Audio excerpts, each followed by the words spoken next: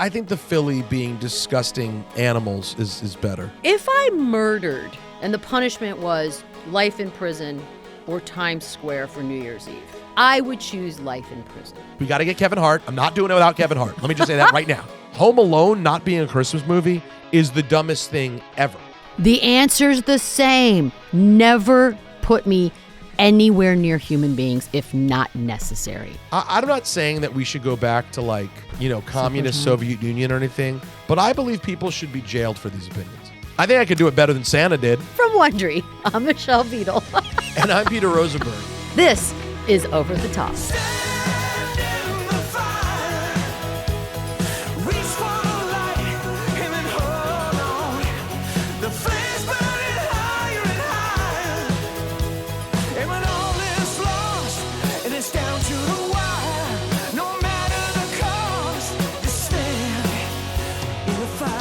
Here is how this special edition of the show will work. Biggest stories and debates that pop up this time of year face off to crown a champion. We will answer the simple question, what is the undisputed most important thing this holiday season? We're going to decide it the only way we know how, using Royal Rumble rules. We start with two stories. We decide which one's more worthy to discuss and which one has to go. After 90 seconds, a new story will be introduced, and we'll have to decide whether we want to keep talking about our current story or switch to the new one. We don't know the order of stories coming our way, but we do decide which ones get thrown over the top rope. Festive! Peter, what's up first? All right, let's tee them up. Here we go. Our first topic's entering the ring for the special holiday edition. Adam Sandler's Hanukkah song or Mariah Carey's All I Want for Christmas Is You, and the Philadelphia Eagles Santa Claus incident. Do you want to talk about classic holiday songs or the classic moment in time when Eagles fans proved who they really were as people by booing Santa Claus and throwing snowballs at him? God, I am torn. I mean, the Mariah song has become synonymous with the beginning of the holiday season. Love or hate it. I believe it's pronounced Chinooka. Peter, I didn't want to embarrass you while you were doing that. Sorry about that. Yeah, it's fine. It happens. But then again, Philly is synonymous with the city that basically clobbered Santa Claus. This is actually, I'm kind of stuck here. I think the Philly being disgusting animals is better. I think so too. It just gives us a reason to sort of mock them. So Mariah and Adam, love you, mean it. But if you don't mind showing yourselves out over the top, thank you so much. Santa Claus, Peter. For those who may not be familiar with what happened, or maybe they just heard I thought you meant those who are not familiar with Santa Claus. I thought you were about to break down who's Santa. He wears red. He's a hero of mine. Usually comes out at Christmas. Kind of weird. Sneaks in your house. What happened to him in the city of brotherly love? Well, listen. First of all, I heard in the defense of the Eagles fans, Santa was a mess. Okay? Fair. He wasn't the world's best Santa. And like drunk clown at a birthday party Santa, or like? Yeah, I believe that's the story. I mean, that's the defense I believe that Eagles fans make. And they booed Santa, and they threw snowballs at Santa, and it was basically that incident and the fan intentionally vomiting on another fan at a Phillies game that sort of made Philly the butt of the evil sports fan jokes. You think it has its own Wikipedia page? It has to have its own Wikipedia page. So I'm going to type what are the things we name? Philly fan sucking. It's always Santa, T.O. There's a jail in the old stadium. And there it is. Fights. Wikipedia. Is it up there? Philadelphia Eagles Santa Claus incident. Also referred to as the Santa Claus game. It was 1968, and it was the Vikings and the Eagles. Week 14. Wow. At that time, the final week of the NFL season, the Eagles were 2-11. Games tied 7-7 at halftime. That's fair. The team brought out Santa Claus as part of the halftime parade, but Eagles fans, upset by the poor season, pelted him with snowballs. Did you say they were 2-11? That's right. The night before, there was a substantial snowstorm that left most of the stadium, including the seats, well done, old NFL, covered in snow. At kickoff, temperatures were in the low 20s. Hell no. And wind gusts reached 30 miles an hour. The snowstorm prevented the Santa Claus that the Eagles had booked for the halftime Christmas pageant from arriving at the game. So Bill Moon Mullen, who was the Eagles' entertainment director, needing someone to play Santa Claus during the halftime pageant, picked out Frank Olivo, a 20-year-old fan who was dressed as Santa Claus to play the role. He appeared at the underbelly of the stadium to Here Comes Santa Claus alongside a 50-piece band. Oh, my God. Yeah. That's awesome, actually. I know. This story actually is pretty great. We got to get Frank on the show. Olivo suspects that he was hit with more than 100 snowballs. God, that's actually kind of awesome. Now I want this story to make it to the end. All right. Well, what's next? Okay, all right. Our next topic, eggnog. Is it actually good or gross as hell? Do we want to continue talking about Frank Olivo, a.k.a. Santa Clobbered in Philly, or switch to eggnog? I like eggnog. I don't have a lot to say about it. Says a lot about you. I guess. I'm sorry? Says a lot about you. You don't like it at all? It's just a snotty, boogery consistency. I mean, I could say grosser things, but I'm trying to be How about elevated. this? How about this? Could you just go like milkshake? It's kind of like a milkshake. No, it's not like a milkshake. But it's There's close. a slimy to it. There's no slimy to it. Oh my! It's When was the last time you tried it? I've had the ones with the alcohol in it. It doesn't make it better, by the way. For the record, FTR. You really? Still So you? gross. No, this is a bad take. I mean, a lot of people agree with you on this bad take. Of course they do. Oh, it's sweet. How it's can it delicious. be a bad take if we are all right? Because you're wrong. That's what makes it a bad take. Fine. And it's not like snot. It's like a thinning, melting milkshake, which I guess doesn't sound great, but I enjoy it. Either way, It's like something fine. else, but I'm not going to say it. So what do you want to do? Oh, okay. Goodbye, eggnog. I know what you're saying there. That's fine. Eggnog. Agree to disagree. I bet you didn't know this, though, about the Philadelphia Santa Claus incident. At a Philadelphia Phillies game in the 70s, the Phillies had an Easter Day promotion known as the highest jumping Easter Bunny. The plan was for the Easter Bunny, who was given $1,000 and placed in a hot air balloon, to be flown out of Veterans Stadium before the Philly game. The first fan to find the balloon would get the cash prize. However, the balloon only went 3 feet in the air before crashing to the ground.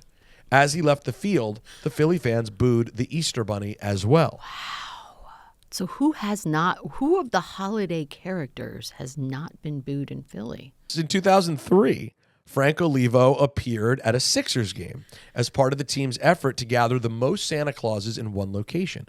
So obviously he was dressed as Santa Claus. Here we go. Fans originally started cheering Olivo, but then the cheers turned into a chorus of boos. Why? Just because he's Santa? In 2009, he returned to an Eagles game dressed as Santa Claus. Who is this guy? He's this There's a glutton book for titled A punishment. Snowball's Chance, Philly Fires Back Against the National Media, which defended the Eagles fans' behavior in the incident. It was published in 2012. That is delicious. The guy said he was hit by 100 snowballs, give or take. I don't know how Listen, you it's defend not what that. you think, all right? I don't. By the way, Fine. I don't know how to do a Philly accent that's any different I than don't a New even York know what a accent. Philly accent is. I just do New York. It's the same. It's the Is same Yins? No, Yins is Pittsburgh. Pittsburgh. Yeah, then I don't know what Philly is. All right, guys. The ball is dropping on this next topic, New Year's Eve. Do you prefer celebrating on the couch or in Times Square? Do we want to continue with Frank Olivo and Santa Claus in Philly or move on to New Year's Eve? I have a lot to say about New Year's Eve, so Me too. And most of it is bleh. But so yes, Frank Olivo, Santa, Philly, fans, defense, all of that. Go By the way- away. by the way, Frank Olivo died in 2015, so let's do it gingerly. He did? Yeah. Oh, may he rest. Yeah, may he rest in Philly booze. You know what? He had a moment in the sun. He had many moments in the sun. Yeah, it sounds like he Well had a done, bunch. sir. Well done. Fine. Then everyone else, show yourselves out roughly. Frank, you're cool. Here we go. Going to Times Square. If I murdered 6 to 12 people, and the punishment was life in prison or Times Square for New Year's Eve, I would choose life in prison. Yep. That's how awful. The idea of standing in sometimes freezing cold, could be rain, could be hot. Who knows? The earth is mad at us. But standing there for hours on end, basically you just got to pee in your pants, I guess. I don't know what the plan is there. Next to a bunch of strangers from all over the world. Just bleh. Absolutely. And by the way, not even in my 20s. This isn't a 40-something talking. This is a me talking from decades on. This sounds like the worst thing you could do on New Year's Eve, Peter. Have you ever done it, by the way? No, I never have. I never will. Nope. Never will. I just can't imagine a world in which I would accept this outcome, which is me fate. being stuck in the cold Listen, everybody knows, not to be that guy, I'm not trying to sound like cool New Yorker guy, but everybody knows who spends time in New York. No one wants to spend time in Times Square. I got to tell you, I hate New Year's Eve. I actually got bummed out today because my wife, who's super cool and doesn't ever try to push me to do too many annoying things, was like, I want to do like something fun. She doesn't mean Times Square. She just wanted to do something on New Year's Eve. No, she said something fun. So yeah, like And I something was with like- sequins involved. And I was like, I don't really want to do anything on New Year's Eve. Well, but I'll because you get stuck in a restaurant. You pay 4 times what it's normally worth for like some set menu with some crappy champagne at the end. Like none of that sounds. No, you know what I would love to do is just like plan a dinner with like 10 friends, like, and go sit at a table and drink at the table and have a great time. Get a late table, like a 10 o'clock reservation. That sounds fun. You know what? That sounds fun. That's what I want to do, babe. That's what I want to do. It's you know what else bothers me about the New Year's Eve of it all? First of all, the TV shows are generally really bad. Garbage. And then why do they have to play the depressing song at the end of the night? It always makes me like sad, and it makes it feel like another year of your life has slipped away. It has. You're almost dead. Isn't that how it feels though? Yes. You feel almost dead. They're showing garbage on the street and like pathetic weirdos who wanted to venture into Times Square making out. And you're just like, what happened to my year? I love the obligatory Jenny McCarthy. Stop showing me that every year. Just stop showing me that every year. And by the way, like, it was funny when Anderson Cooper and Andy Cohen got drunk for like a year. It was cool. Yeah, I didn't mind that. Sometimes watching some of the serious news anchors get hammered is a little bit of a nice break, but it's not enough. that can be cool. That can be cool. All right, People, you know what, just Beadle? like us. What? Beadle, we should do New Year's. I know. Okay, we'll see. We just figured that out. All right, up next, we will answer once and for all. Honestly, we were about to do it. If classics like Die Hard, Home Alone, and Trading Places are holiday movies, do we want to continue talking about Times Square, New Year's Eve, plans, couch, crowds, or Die Hard and Company as holiday movies? Pizza? This is tough because I'm kind of sick of the debate. Like, it's kind of become an every year generic Twitter. I don't like these forced trending topic conversation. Is Die Hard a Christmas movie? Every year the same argument. It takes place at Christmas, but it's not really Christmas. I mean, no. It's the MJ versus LeBron of movie debates. It really is. It really is that. It really like is. it's boring. It's not like real barbershop debate. It's like forced made up barbershop debate. Right. Because the answer is it is a holiday movie and there's no debate. We're good. We're fine. Is the holiday sort of a theme of the movie? Yes. If so, then yes. Home Alone not being a Christmas movie is the dumbest thing ever. Who says that? I'm not saying that we should go back to like, communist Soviet Union or anything, but I believe people should be jailed for these opinions.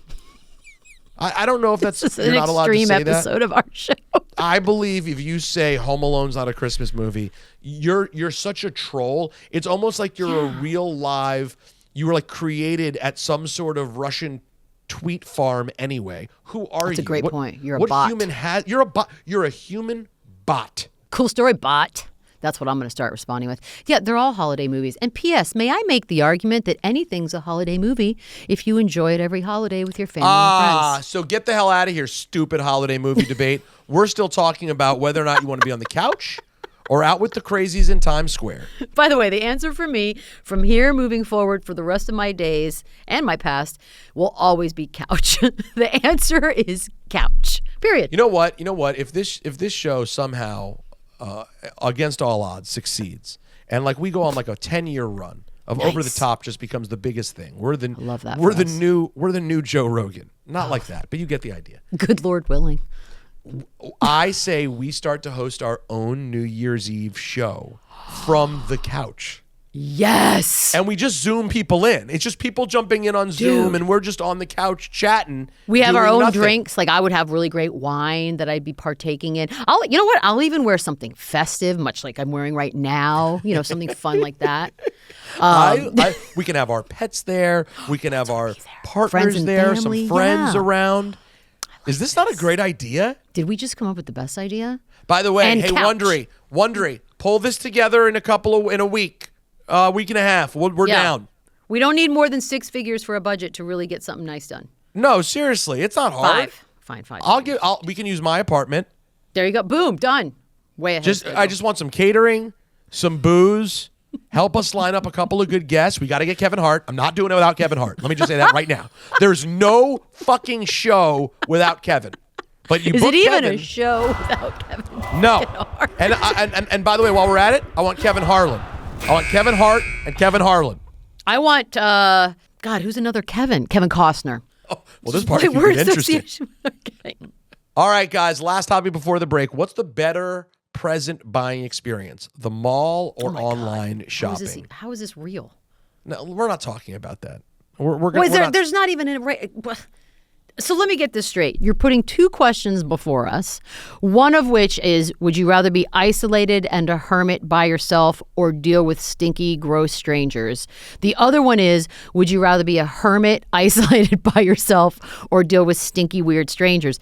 The answer's the same. Never put me anywhere near human beings if not necessary. And that's what online is for. P.S.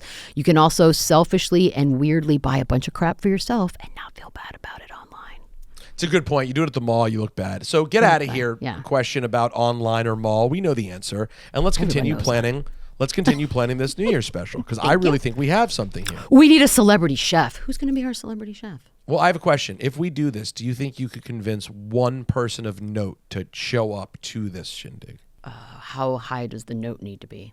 Not that high. A somewhat high person of note. Someone that people go, try. Ah, I could definitely try. okay. I mean, they just have to zoom in, right? Well, Zoom, we for should be able sure. to pull some good ones. We can get some good people. Yeah. But obviously, Kevin Hart, we both have pull there. We can get Kevin Hart. You think you can? You think we can? I don't know if Sure. I can get Kevin. Kevin hasn't. If we were to go look at my Twitter right now, the last DM Kevin Hart responded to is probably 2014. You know what? It means you're due. I like this. I like our odds. It means you're due. Just send him a follow-up. Just following up on this per my last DM. That's like telling a guy who's texted a girl like 12 times with no response. He's like, I don't know. I don't think she's into it. No, bro. It just means you're due. Send means another you're due. one. Yeah. She's playing hard to get. One more. One more. One more out there. Follow. By the way, I've never thought about that as a way to follow up on someone ignoring your text. Following up on this. I 100%. Because when people do that, it's so passive aggressive that I actually respect it. It's brilliant. Hold on. Honestly. I would love the idea of using business lingo in a personal failed text situation. Like how about this one? Per. Just pinging you on this, or what's the one people say over email? Like nudging this to the top. Oh yeah. How do they do that? What do people say? They'll be like, just nudging it. I feel like our Paige at Wondery I feel like she's done that. I feel like Paige has hit me with a 100%. Hey, just moving this up to the top. I don't remember what the catchphrase is, but I want to do all of those professional things now in personal relationship text messages. You should. For me, that puts it over the top. Oh, look what we did there. Wow. That was good. Pros. We're halfway through the show, and right now, the most important topic of the day is, would you rather be on the couch or in Times Square or any other hell landscape situation for New Year's? We're both on couch so far. We'll figure this out. We'll be right back.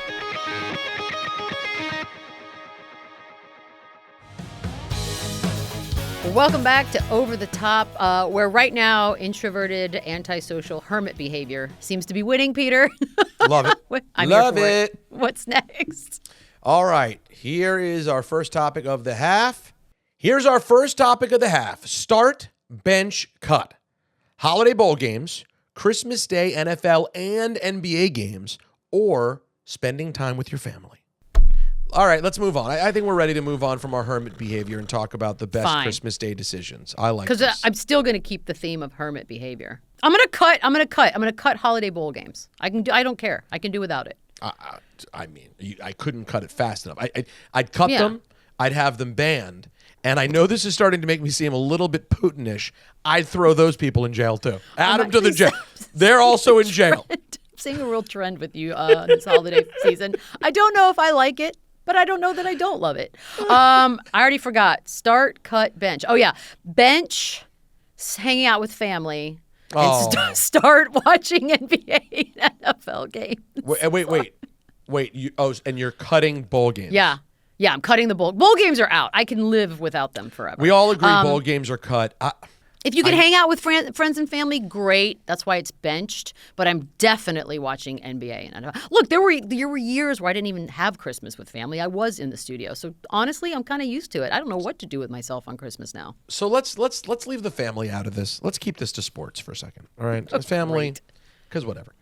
Let's agree that you're saying start NBA, bench football, cut college football. No, NBA and NFL go together. Oh, you're saying together. Yeah. Okay. Yeah. Because basically NFL is together. Intruding on the NBA this Christmas, so we just have to accept it. All right, cool. So we both agree. We're starting NFL and NBA. That's it. That's like, I don't have Christmas anymore because I am no longer married to someone who celebrates Christmas. I'm married, fortunately or unfortunately. We don't have Christmas. We only have Hanukkah. And we both kind of secretly or not so secretly wish we had Christmas. But like... You can just have it, you know. What? You can just do it if you want. It's just a day. What will the other Jews say to us? They'll look down at us. Just don't tell them. Can we make a ham? That's up to you. I don't eat pork. Yeah, my wife would say that's a bridge too far. But for the Christmas tree, the big meal, like kind of make it like Thanksgiving again. Oh, that sounds great. Okay, I think we fixed everything. All right, I forgot where we were. All right, up next. Bigger Grinch, Larry David, or Roger Goodell? Do we continue talking about our Christmas Day decisions, choices, desires, or switch it over to Grinch talk? Would it be important for me to have any idea what this topic's about? Do you know who the Grinch is? Sure. Okay, do you know that the Grinch stood for sort of anti-Christmas, anti-happiness, anti-festive until he realized that he had a heart after all and wanted to be a part of the fun and love? Yeah. So in that regards, neither one of those men are Grinches in that way. Interesting. Yeah, like why is Larry David the Grinch? Just because he's like doesn't enjoy festive things? Anything. Yeah, he doesn't like anything. Everything's negative. And what about Roger Goodell? I mean, I know everyone hates Roger Goodell, but he did put football on Christmas. It's a great point. And it was not because of anything he wanted personally. I'm going to stick with Christmas Day decisions. I'm going to go with it. Because if you live in New York City or anything like that, you can get like really great Chinese food on Christmas Day. You kidding me? And the fact that you have sports all day long, it's like it's an excuse to be a gluttonous pig. But unlike Thanksgiving, you don't even have to cook if you don't want to. Give me your Chinese food order for Christmas while watching sports. I'm sort of basic in that regard. I like scallion pancakes and I like General Tso's chicken. I like by the spicy. Way, the only war hero that I truly celebrate is the great General Tso, God rest his soul, and what he did for this nation and all nations when he sacrificed himself to create the most delicious chicken we've ever seen. Yes, it's the best. When he realized those tiny little peppers that can wreak havoc on your body for weeks, but if you put just enough of them with a bunch of chicken and you fry it a certain way with sauce, my God, sir. And do you know, a lot of people don't know this, but on his deathbed, they said, General Tso, please tell us, what's the difference between General Tso's chicken and sesame chicken? He said with his dying breath, he went, ostensibly nothing. Nothing. Very, very slight difference to the sauce. All the chickens are almost the same. But guess what? There is no General Sesame. So we honor General Tso. But I do love sesame chicken. I'm a sesame chicken I love guy. all of it. All of it. The General, I'm a big fan of the General, big fan of sesame chicken. I never do scallion pancakes, but I do like them. Good. Yeah. You just need all the carbs, like any kind of like a dumpling.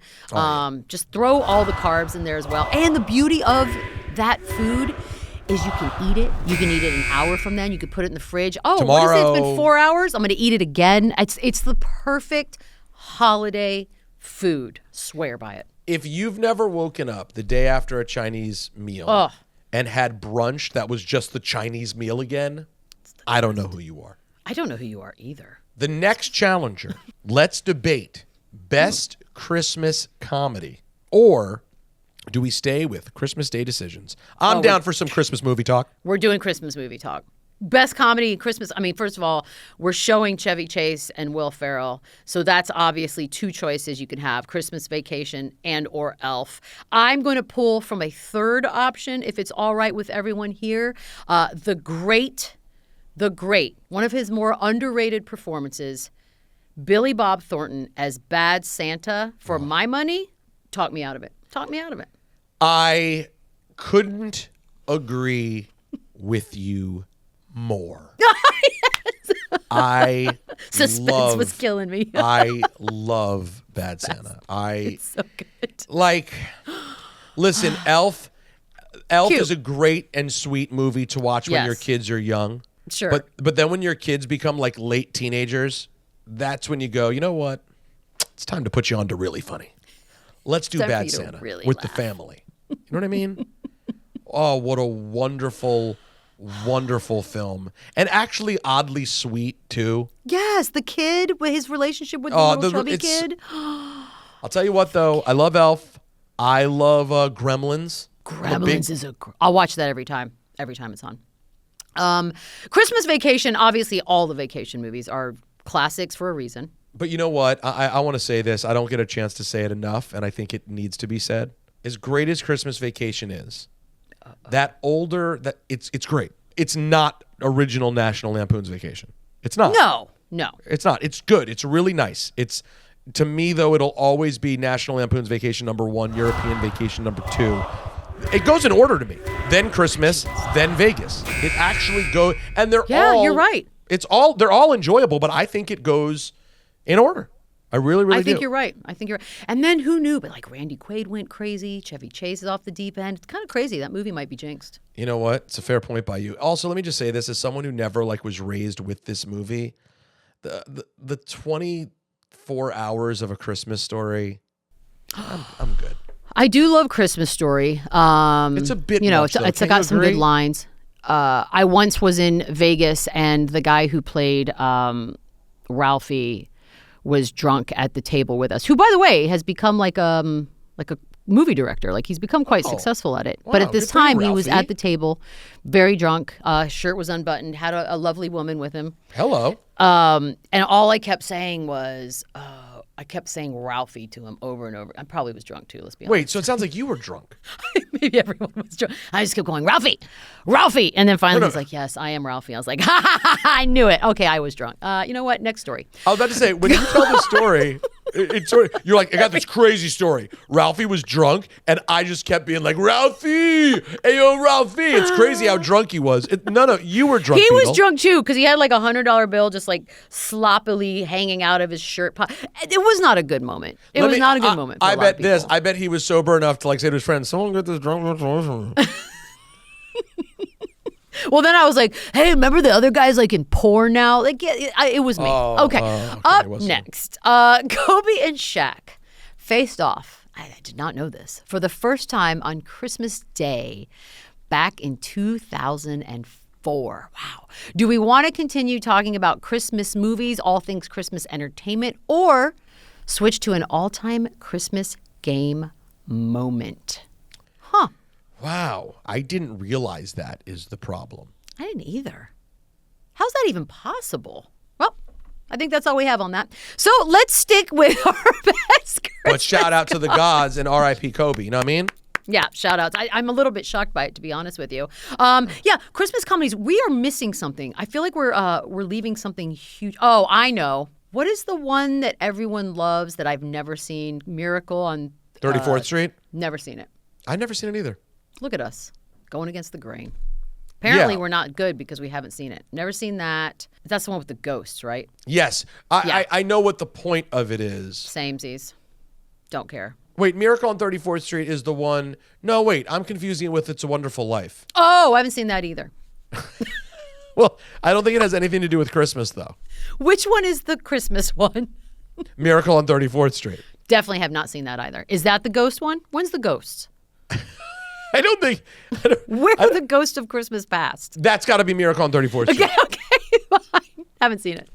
But It's a Good Wonderful story. Life is the one where the guy sees what his life becomes and then ends up getting to go back and be with his family and live his life again. Isn't that a holiday movie too? Feels holiday-ish.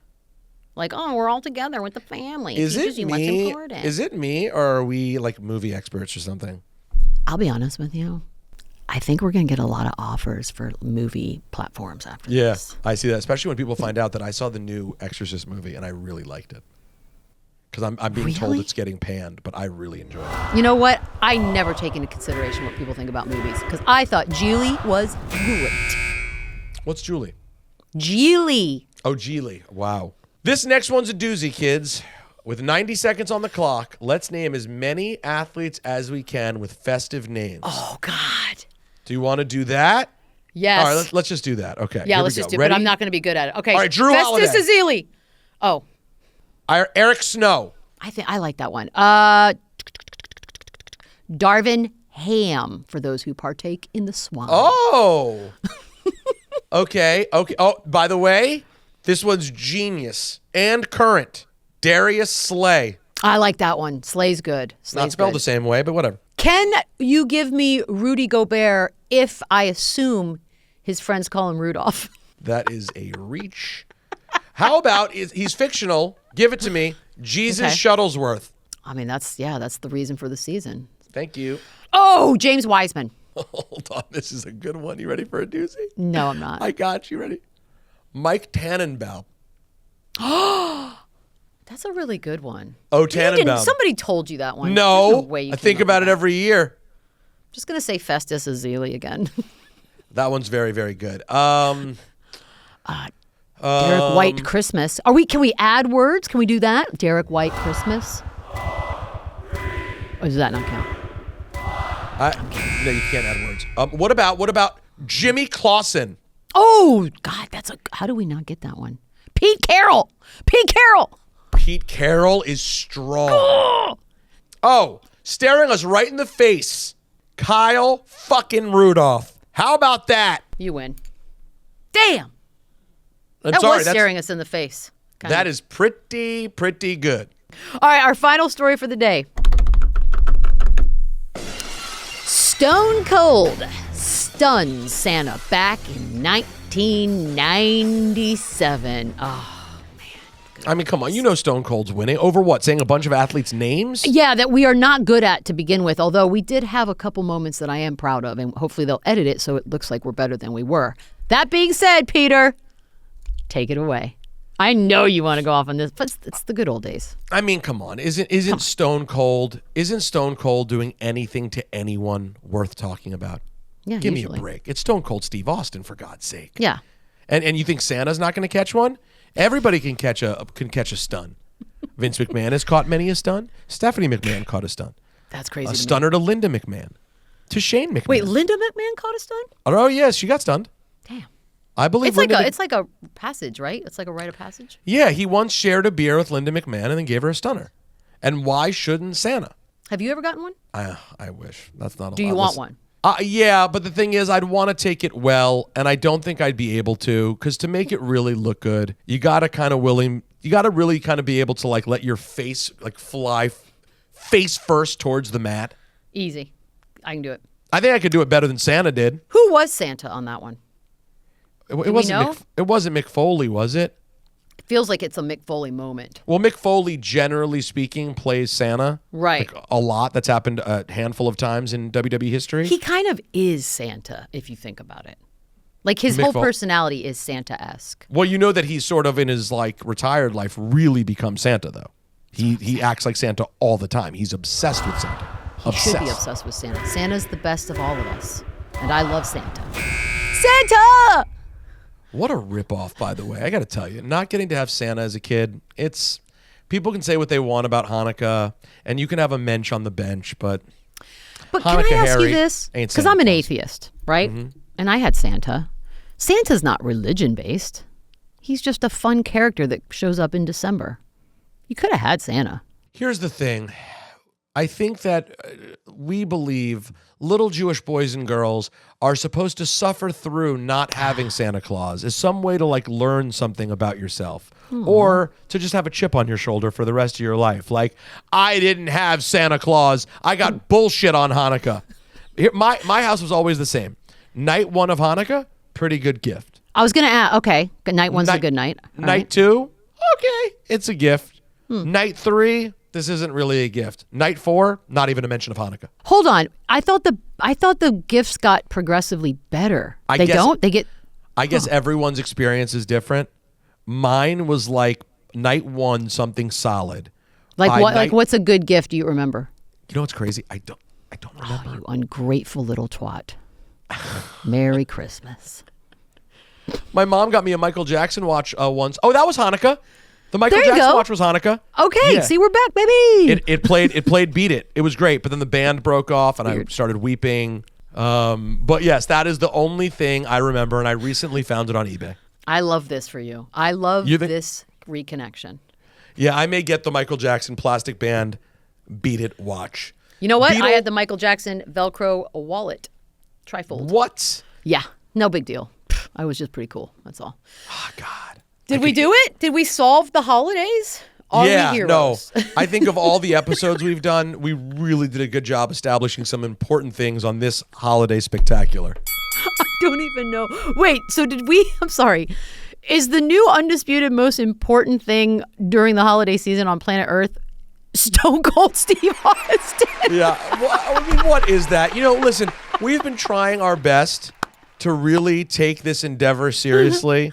There's just no way that the number one most important thing on earth this week is Stone Cold Steve Austin stunning stunning Santa Claus in 1997. There's just no way.